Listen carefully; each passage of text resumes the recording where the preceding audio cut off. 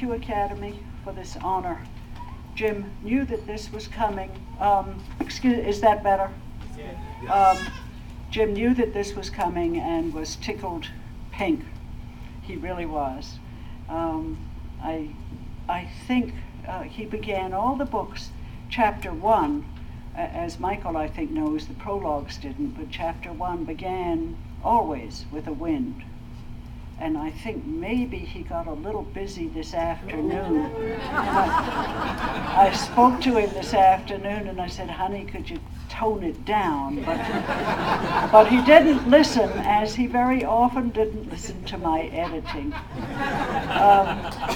I would like to add to Angie's announcement about April 8th, the two speakers who have already been who have already committed are David Drake, a well-known science fiction writer known for his series of military science fiction, Hammers, Slammers, and also fantasy, Lord of the Isles. He's coming. And so is Brandon Sanderson, a very well-reviewed, Michael knows who he is, and established fantasy writer in his own right, who has undertaken to finish Book 12 of The Wheel of Time, which will be the final culmination of the series. They will both be here, and we will... Angie, can I invite him? Yes. And we would love to have Michael Livingston as a third member of the panel. This is news to... Oh, yes! Woo, woo, woo! Good. Thank you. That was a wonderful talk.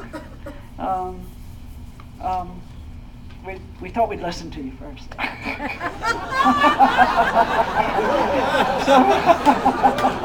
Well, hey, it's the truth. What can I say? You didn't check up on me by talking to these people. I just want to remind, the thing on the keepsake begins, you want stories? Tom Maryland declaimed, I have stories and I will give them to you. I will make them come alive before your eyes. And it goes on from there.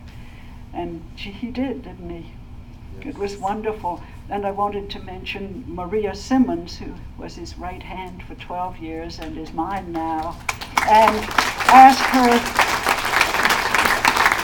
and I'm going to put her on the spot now about George Martin, who put James Rigney into 2 of his books. Can you remember? Can you stand up and tell us? Okay.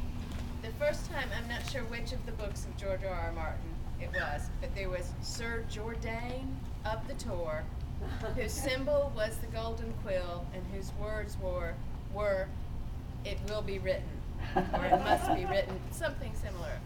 And then in the latest book by George R.R. Martin, Archmeister Rigney appeared. Archmeister. And I could go on for a long time. You've made me very happy tonight. Marjorie, thank you. You were lovely. The turtles were unforgettable. They really were. But I would like to conclude with this is something that a fan wrote back around Thanksgiving in a letter to me, and it didn't get sent on to family, so that Melanie hasn't seen this one, or Reynolds, or Wilson, but it expressed, I thought it was very beautifully said, and here it is. The wheel of time remains now and always in my heart. I've said it a dozen times, but Jim's books go far beyond fiction for me. He manages to reflect in his writing some very deep spiritual truths which must have taken lifetimes to conjure into conscious thought. His wisdom continues to serve as a reference point that helps me understand and accept the world as it is. In some senses, maybe this is why people fall so madly in love with his work. The story is epic and beautiful, to be sure, but his view of the universe is so deeply real. Contacting that realness can, in my experience, actually grant us backstage access to our own lives, and that's an amazing gift. The impact of Jim's work continues to be felt by us all, and I am deeply grateful that he wrote. Thank you very much.